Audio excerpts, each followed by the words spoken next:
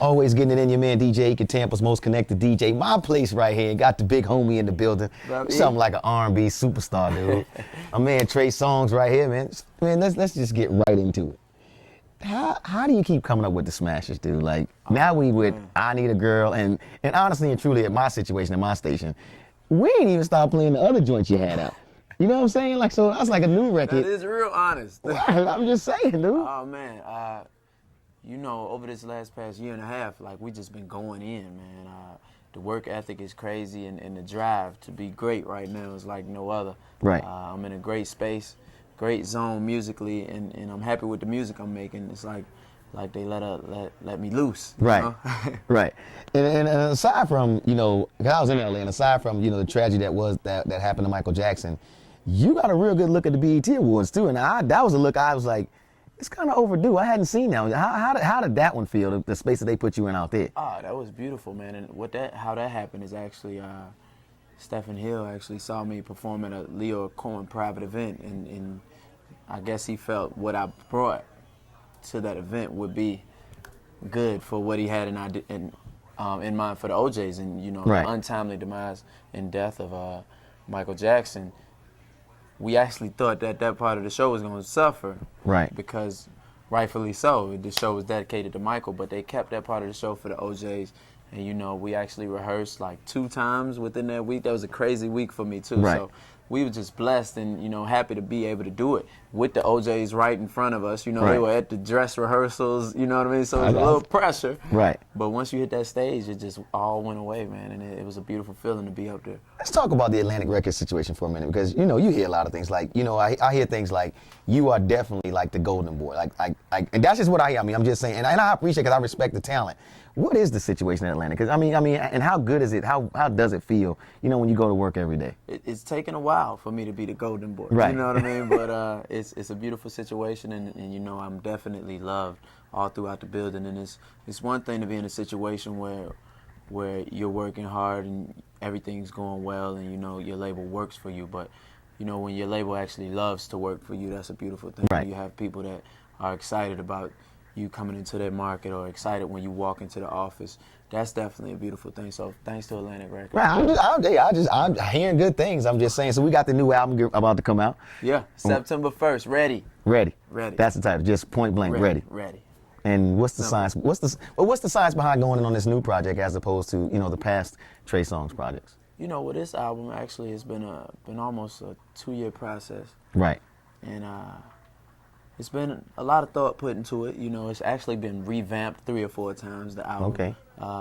Because I've grown as we were recording the album. I went through certain processes and certain stages of evolution, like with the mixtape records coming out and certain records leaking and so much going on with me. You know, right. Even think something like the BET Awards and putting out a mixtape entitled Anticipation, which was one of the last installments of the marketing strategy towards this album. And you know, it was a lot going on with me, man, and I wanted to show people that I'm ready, as I feel I've always been, and I think even more importantly, throughout the course of me stating I'm ready, everyone else is the same. Right. You got a heavy fan base too, dude. And like I said, I guess that's all the work and being consistent.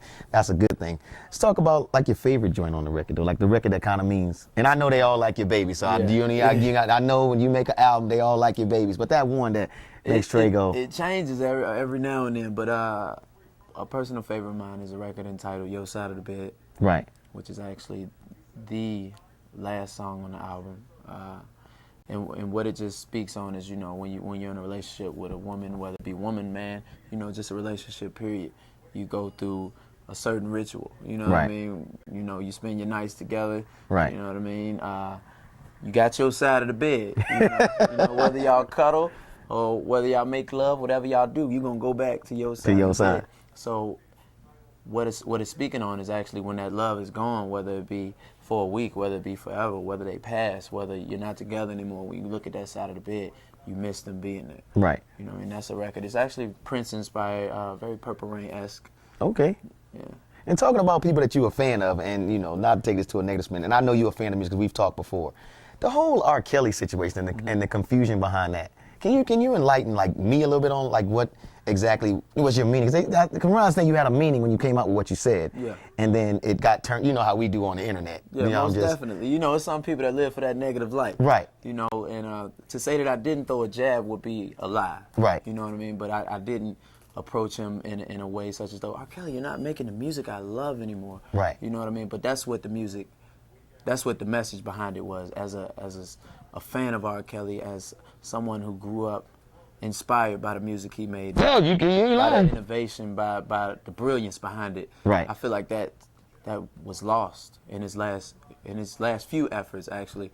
And, you know, it's just almost like a fan let down. Right. You know, and in the same token, it's like a nudge. Like, Okay, y'all, let's get it right. Come on, let's get it. Cause there you go. You know what I mean? Because I learned from you. Right. So, you know what I mean? So, a lot of people took that in the wrong way, and a lot of people that are R. Kelly fans understood exactly what I meant. Right.